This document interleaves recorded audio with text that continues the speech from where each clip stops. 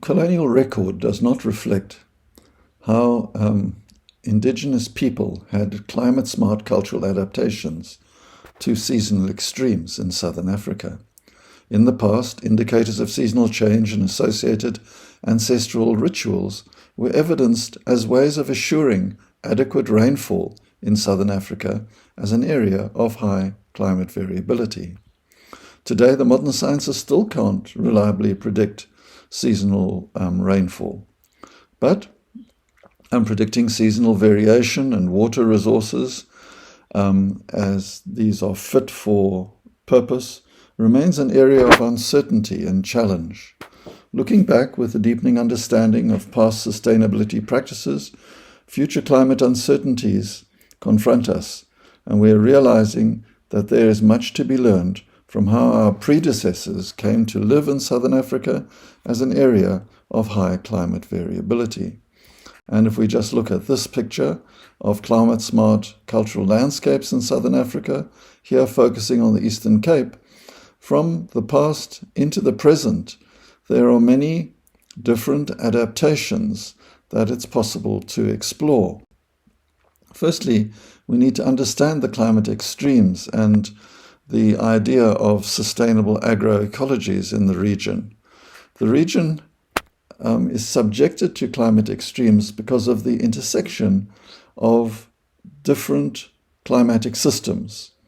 You have the ITCZ, the Intertropical Convergence Zone, the red line that comes down with the summer rain. You have the Southern Ocean, you have the Southern Indian Ocean, and of course you have the cold Benguela Current, all of which produce this area as an area of high climate extremes and climate variability. And much of this was affected, as we know now, from the El Nino La Nina oscillation in the southern Pacific, but many other factors also come into play. And when one looks at the indigenous peoples and their taming of the land processes, you start realizing that they had successfully, over centuries, produced landscapes that were sustainable for them. And we'll explore this a little bit more in detail.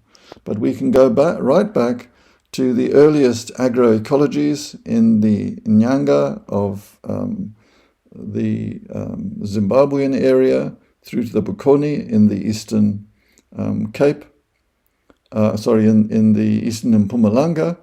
And there's much evidence of the creative and intergenerational ways that it was possible to cope with climate extremes through cultural adaptation that are not well documented at all. For example, in the Eastern Cape, with the arise of Orion in the night sky during the close of the season, Ukugelesha was a practice of the Xhosa. And here the cattle were brought into the lands and the lands were broken to let water in.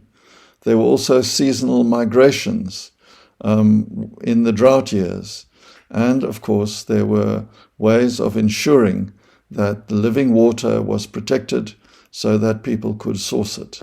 So we're going to explore quite a lot of these ideas as a foundation for thinking into the present concerns that we have and looking at future adaptations and innovations that we can initiate to cope with the high climate variability and climate changes that occur in the Southern African context.